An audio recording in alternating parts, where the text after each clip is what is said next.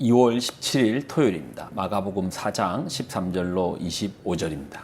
또 이르시되 너희가 이 비유를 알지 못할진대 어떻게 모든 비유를 알겠느냐.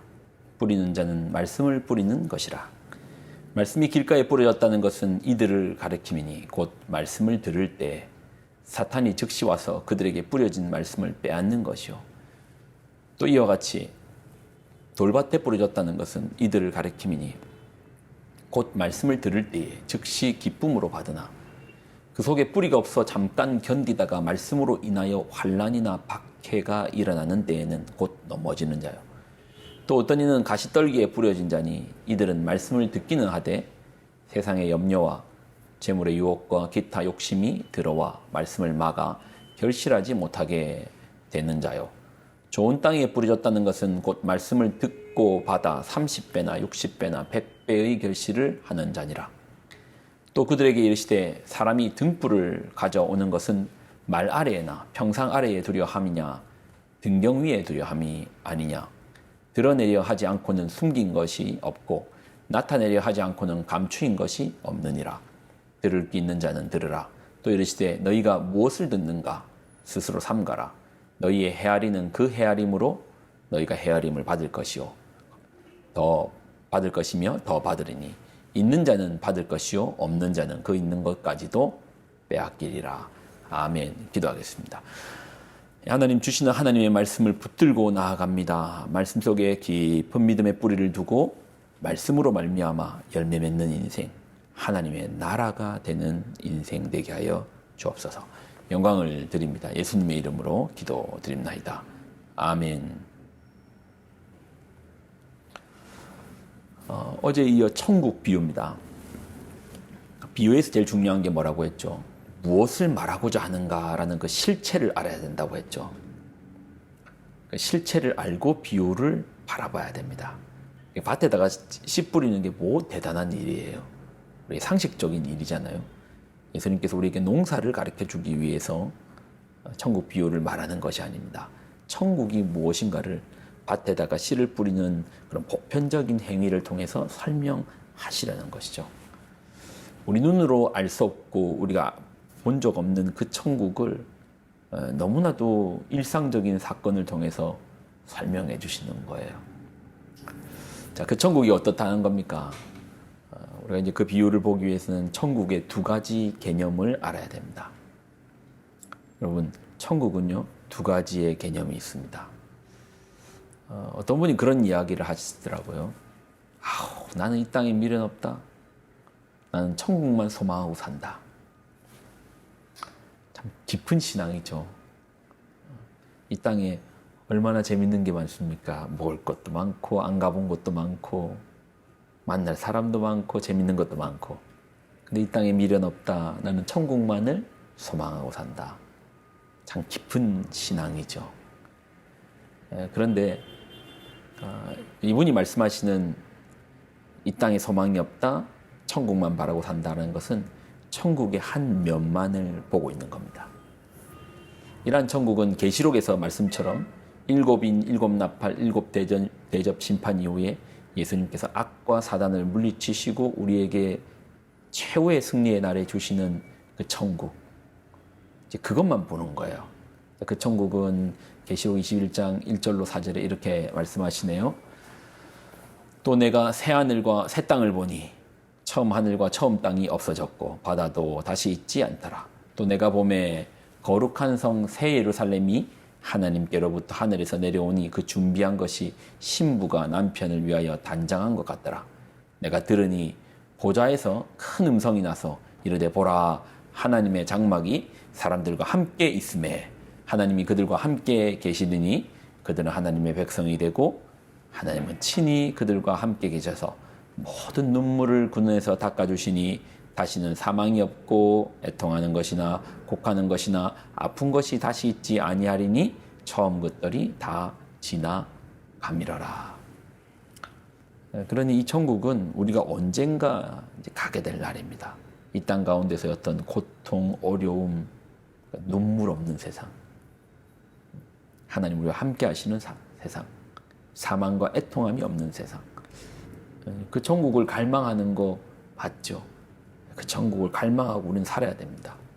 우리의 소망이 천국이야죠. 근데 이 천국만이 전부가 아닙니다. 지금 계시록에서 나와 있는 이 천국은 사후죠. 이 땅 이후죠. 그 너머죠. 근데 예수님은 이러한 천국만 선언하신 것이 아니고 우리에게 뭐라고 말씀하셨는가? 천국이 이미 임하였다. 계시록에서 말하는 천국은 우리가 아직 우리에게 이루지는 않았습니다. 아직 우리가 그 나라에 들어가지는 못했습니다. 그럼 천국과 나는 아직의 거리인가요? 예수님께서 뭐라고 말씀하십니까? 천국이 이미 임하였다.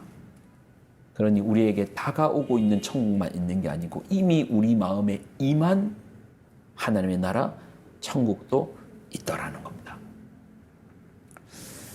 아니 그런 천국이 어디 있는데 좀 가르쳐 주세요. 아유 세상 살기도 힘들고 먹고 살기도 힘들고 애 키우기도 힘들고 빨리 그 천국에 이미 임한 나라에 좀 들어갑시다. 어디 있습니까? 그 나라 어디 있습니까? 이미 임했다며요. 주소가 어떻게 됩니까? 빨리 거기 가고 싶습니다. 누가복음 17장 20절로 21절 바리새인들이 하나님 나라가 어느 때에 임하니까 묻거늘 예수께서 대답하여 이르시되 하나님의 나라는 볼 수 있게 임하는 것이 아니요 또 여기 있다 저기 있다고 못하리니 하나님의 나라는 너희 안에 있느니라.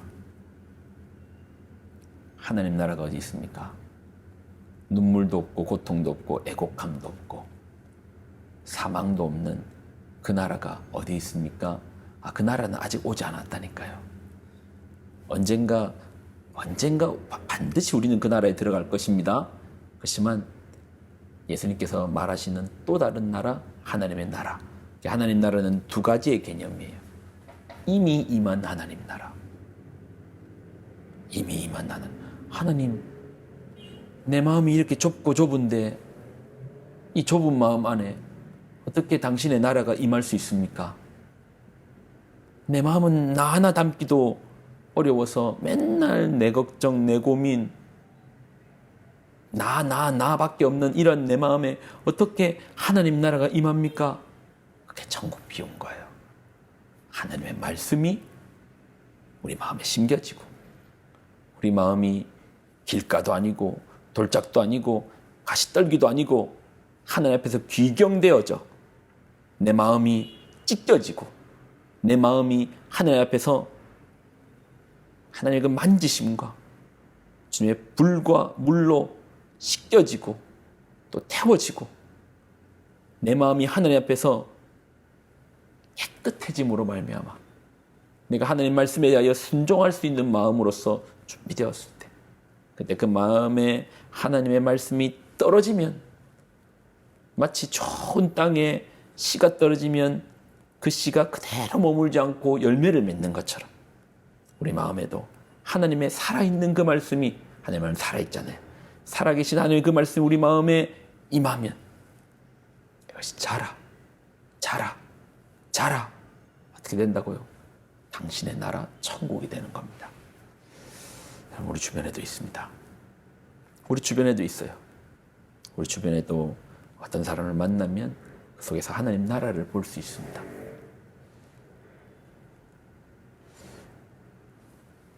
하나님 말씀으로 사는 그 사람을 바라보면 그 속에서 하나님 나라를 볼 수 있어요. 그 사람이 가정에 있으면 그 가정이 하나님 나라가 되는 것이고 그 사람이 교회에 있으면 그 교회가 하나님 나라가 되는 것이고 그 사람이 기업을 운영하면 그 기업이 킹덤 컴퍼니 하나님의 기업이 되는 것입니다. 어떻게 해요? 말씀으로 살아내는 그가 하나님의 나라입니다. 기도하겠습니다. 하나님 주신 하나님 말씀을 붙듭니다. 우리로 하나님의 나라의 비밀을 깨닫게 하여 주옵소서. 하나님 말씀을 붙들고 살아내는 것, 우리 마음을 정결케 하는 것, 뭐 그거 한다고 세상 바뀌겠는가? 하나님, 우리가 믿음으로써 하나님 말씀을 붙들고 우리 마음을 귀경하여 그 말씀을 심기어 살아낼 때 하나님 나라가 이미 임한 그 나라가 우리 가운데 퍼져나갈 것을 이것을 삶으로 고백하는 우리가 되게 하여 주옵소서. 영광을 드립니다. 예수님의 이름으로 기도드립나이다. 아멘.